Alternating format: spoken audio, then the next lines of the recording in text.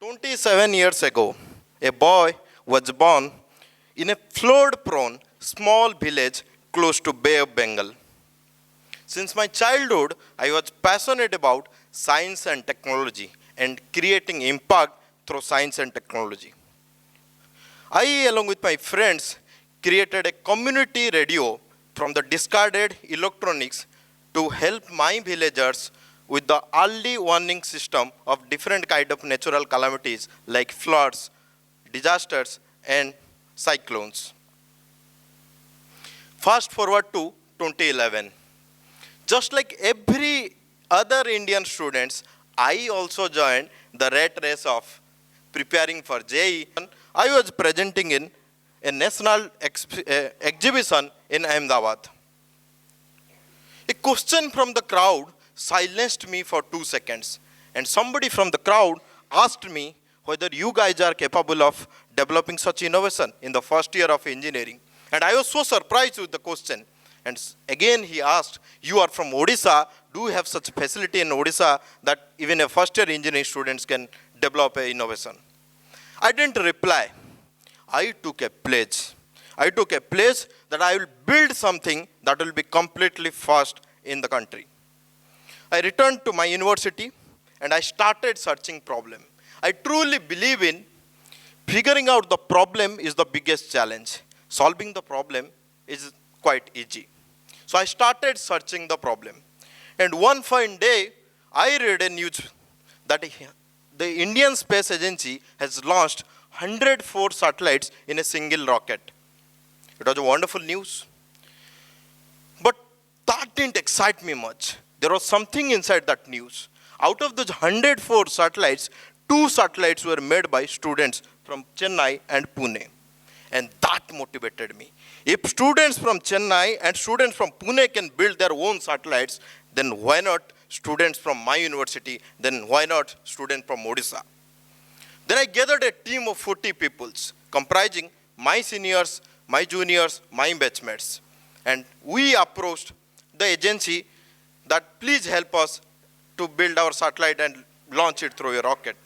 And from some known sources, we got to know that we need at least 15 years of research and then 15 crores of fund. Then only we'll be able to build the satellite and the agency will help us to launch.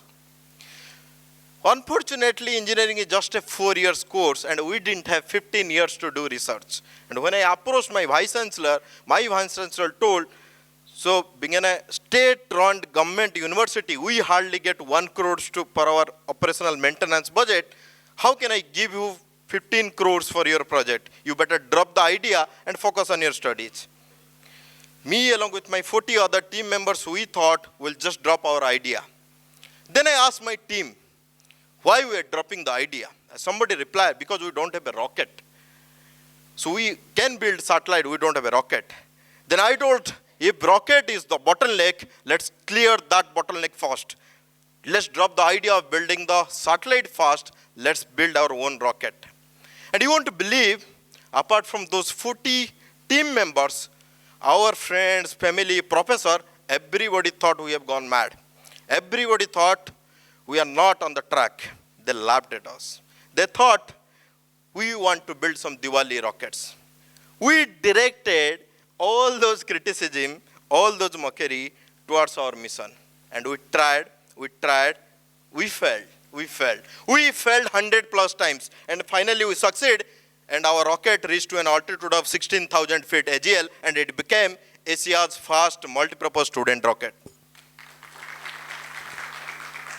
It got registered on Limca Book of Record. And one fine day, Honorable Prime Minister himself read it in the newspaper. And then he instructed the Apex Space Agency to go and figure out how 40 engineering students in a remote resource setting were able to build a rocket technology. And then one day, a high-level delegation from the space agency arrived at my university, and my university told, it's all started by students, you better go and fetch the inquiry team. So I took 2 hours to convince the senior delegation, and they were keep asking me the same questions. They were keep asking, so what's your rocket propulsion lab where you have built the rocket? I was trying to convince them, sir, whatever technology we have built, we didn't have any lab. We have actually developed this rocket in our hostel backyard in open space.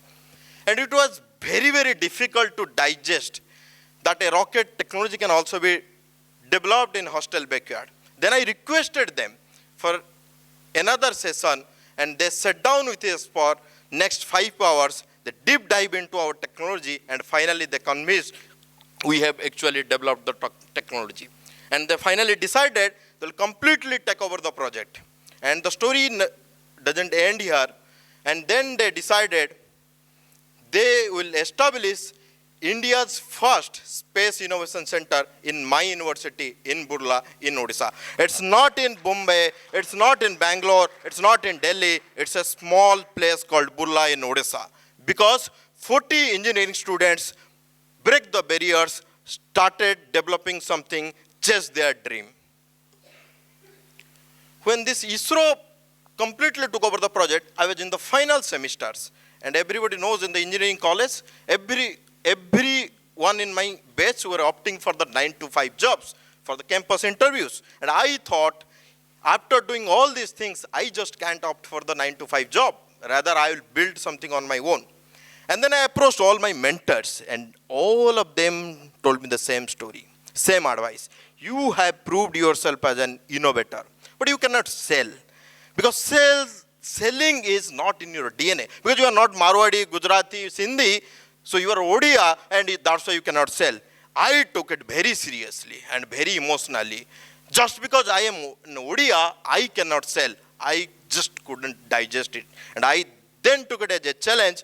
And the next day, I approached a nearby industry, one of the India's largest conglomerate, and then told them about our solutions. So we've developed a rocket, a satellite, we can do the measurements.